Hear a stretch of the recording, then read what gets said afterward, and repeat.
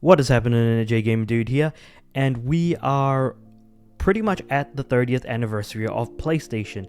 And so the guys at PlayStation have pushed out an update to both PS4 and PS5 actually that allows you to change themes on your PlayStation. So just to kind of give you an idea, at the top of your menu you'll have this 30th anniversary PlayStation 30th anniversary option, which allows you to add a little something here to the bottom bar. So for example, you've got the blocky PS1 here, and at the top over here as the theme. The second theme you have is the PS2, the blocks that you see when you turn on the PS2 but don't put in a disc.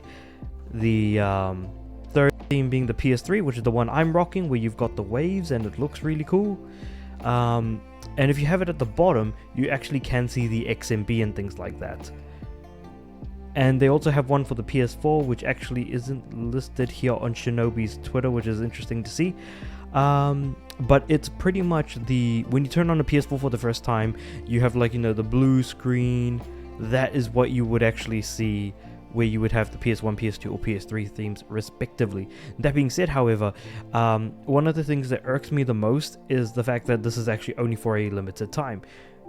But the thing is that while all of this is well and good, PlayStation have done a bunch of other things, and it doesn't really feel like the 30th anniversary is really being celebrated that well. Because PlayStation did drop a 30th year emotional retrospective, which I will be playing in the background as I'm talking about it. But in addition to that, we did also get these 30th anniversary products that look a lot like the original PS1. So you've got the PS5, the DualSense controller, the DualSense Edge. You've also got the PlayStation Portal as well. And I think a lot of people know what I'm going to say when I say it, or what I'm about to say, but this video and Astrobot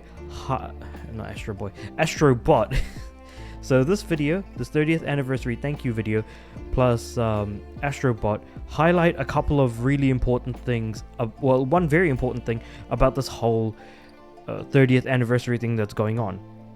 We do get games on the classic, the classic games we do get on PlayStation Plus. That is, sure, cool, I guess, maybe, but it gets trickled out so slowly that it's not even funny.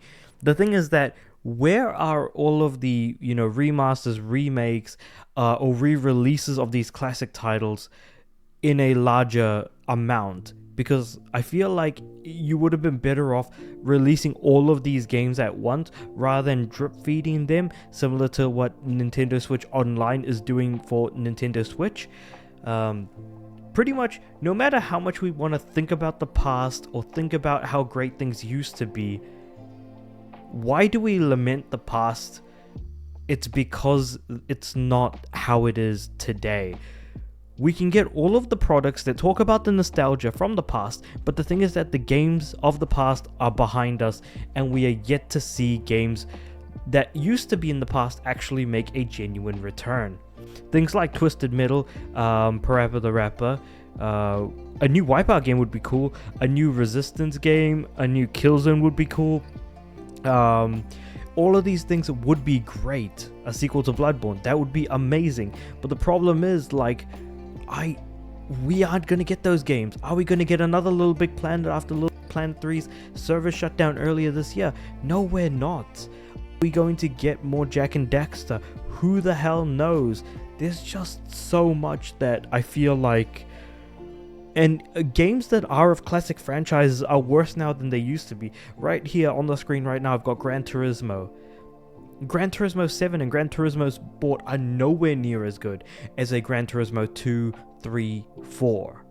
Gran Turismo 5 is actually really, really solid. And I think that in terms of quality of game is on par with Gran Turismo 7, but and Gran Turismo Sport is just absolutely rubbish, easily the worst Gran Turismo game.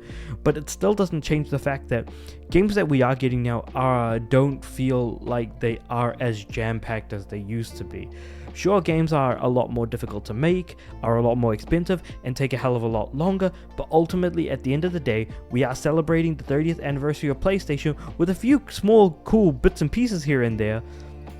But the fact of the matter is that it just doesn't feel like we're living it, because those classic titles aren't there that are getting those sequels, reboots, remasters, whatever have you, continuing those older franchises. Because whenever you look at Xbox, you will always see a Halo on the horizon. Though after Halo Infinite, it really does kind of make me wonder whether or not they're actually going to keep doing that. But that's just one such franchise that is still going, and I think kind of has become more holding pattern than anything else. But hey, like, who am I to say? Would you rather see more classic franchises actually get, sequels, reboots, and whatever have you, sort of in between? Because I would be interested to know, especially if you are a PlayStation faithful like myself. I've been there, I played on every single PlayStation console. I have every single PlayStation console, both portable and both portable and home console, whatever you want to call it.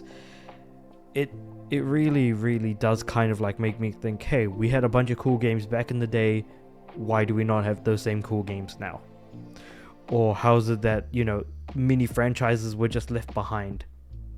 I didn't talk about Uncharted only because... Oh, Infamous. Infamous was another one. Oh my god, how did I forget? Infamous. We haven't had an Infamous game in a long time. And the last Infamous game we did get wasn't particularly good. Even though we did get also a smaller Infamous game as well. So, in terms of Infamous, we had Infamous 1, Infamous 2, Infamous Festival of Blood, Infamous Second Son, which is the not particularly good Infamous game, and then we got a game with Fetch from Infamous Second Son in the form of First Light, which is kind of a smaller downloadable chunk, and I wish PlayStation did more of that, because we did get that with Miles Morales, sure, but there aren't many more examples of like smaller games that continue on a franchise. Again, this is just another way of being able to handle classic games in a way that may be a bit more, how would I say, cost effective and time efficient in equal capacity. But those are just my thoughts. Let me know what you guys think about all of this in the comments below. Like the video if you like to, subscribe to the channel. I'm aiming for 500 subs by the end of next year. And with all that being said and done, I do upload every day, so I'll see you guys tomorrow.